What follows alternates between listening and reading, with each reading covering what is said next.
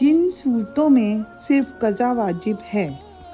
منہ میں کھانے کی کوئی چیز رکھ کر سو گیا اور صبح ہو جانے کے بعد آنکھ کھلی تو روزہ نہیں ہوا، قضا رکھے، کفارہ واجب نہیں۔ لبان وغیرہ کوئی دھنی پاس رکھ کر سونگنے سے روزہ ٹوٹ جاتا ہے۔ کلی کرتے وقت حلق میں پانی چلا گیا اور روزہ یاد تھا تو روزہ ٹوٹ گیا، قضا واجب ہے، کفارہ نہیں۔ کسی نے کنکریاں یا لوہے کا ٹکڑا یا کوئی ایسی چیز کھا لی جس کو خوراک یا دوا کے طور پر استعمال نہیں کیا جاتا تو اس کا روزہ ٹوٹ گیا، لیکن اس پر کفارہ واجب نہیں۔ کسی نے روزے میں پچکاری لی یا کان میں تیل ڈالا یا ناک میں دوا وغیرہ چڑھائی تو روزہ ٹوٹ گیا، لیکن صرف قضا واجب ہے، کفارہ واجب نہیں۔ اور اگر کان میں پانی ڈالا تو روزہ نہیں ٹوٹا۔ منہ سے خون نکلا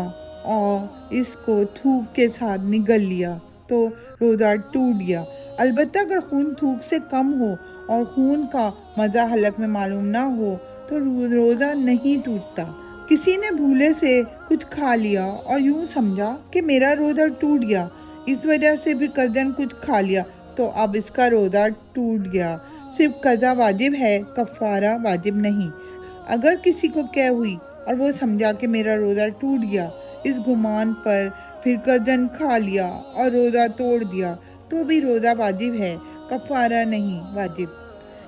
کسی نے رمضان میں روزے کی نیت ہی نہیں کی، اس لیے کھاتا پیتا رہا، اس پر صرف قضا ہے، کفارہ واجب نہیں۔ کفارہ جب ہے کہ نیت کر کے توڑ دے۔ کسی سے لپٹ گیا یا بوسہ لیا یا مشت ہاتھ سے شہوت پوری کرنے کا مرتکب ہوا،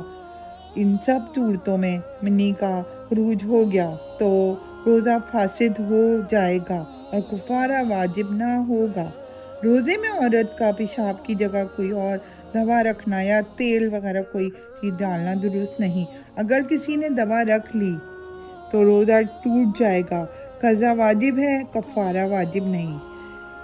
کسی ضرورت سے خود عورت نے یا دائی نے وغیرہ نے پیشاب کی جگہ انگلی ڈال کر پھر ساری انگلی یا تھوڑی سی انگلی نکالنے کے بعد پھر ڈال دی تو روزہ ٹوٹ گیا، لیکن کفارہ واجب نہیں۔ اگر نکالنے کے بعد پھر نہیں ڈالی تو روزے نہیں ٹوٹا، البتہ اگر پہلے ہی سے پانی یا دوا وغیرہ کسی چیز سے انگلی بھیگی ہوئی ہو تو پہلے ہی دفعہ انگلی ڈالنے سے روزہ ٹوٹ جائے گا۔ جن صورتوں میں کفارہ واجب ہے، وہ شخص جس میں روزہ فرض ہونے کی تمام شرائط پائی جاتی ہوں، رمضان کے اس روزے میں جس کی نیت صبح صادق سے پہلے کر چکا ہو، جان بوجھ کر منہ کے ذریعے سے پیٹ میں کوئی ایسی چیز پہنچائے جو انسان کی دوا یا غذا میں ہو تو یعنی اس کے استعمال سے کسی قسم کا جسمانی نفع یا لذت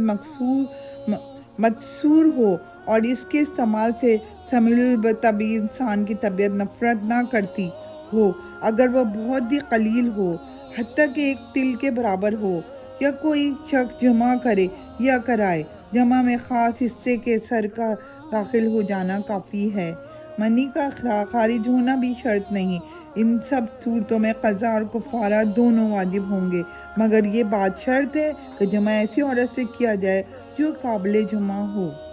اگر کسی ایسی چیز کھائی یا پی جو دوا یا غذا کے طور پر استعمال ہوتی ہے تو بھی روزہ ٹوٹ جاتا ہے اور کفارہ دونوں واجب ہیں۔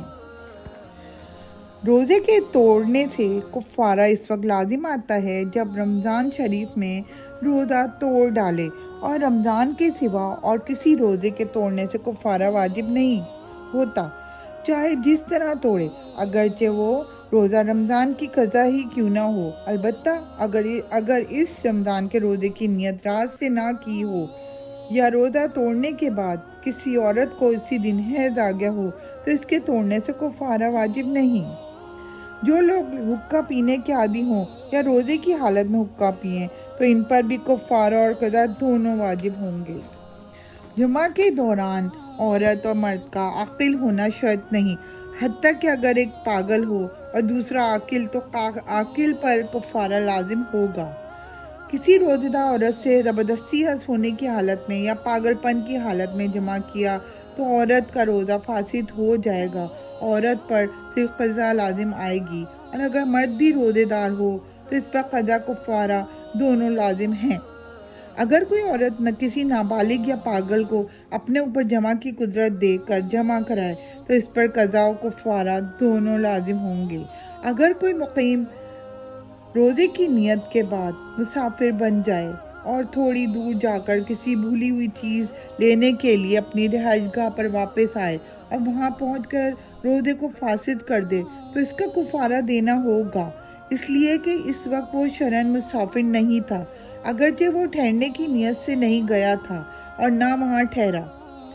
سرما لگانے، خون نکلوانے یا تیل ڈالنے سے یہ سمجھا کہ میرا روزہ ٹوٹ گیا اور پھر قصداً کھا لیا تو قضا اور کفارہ دونوں واجب ہیں۔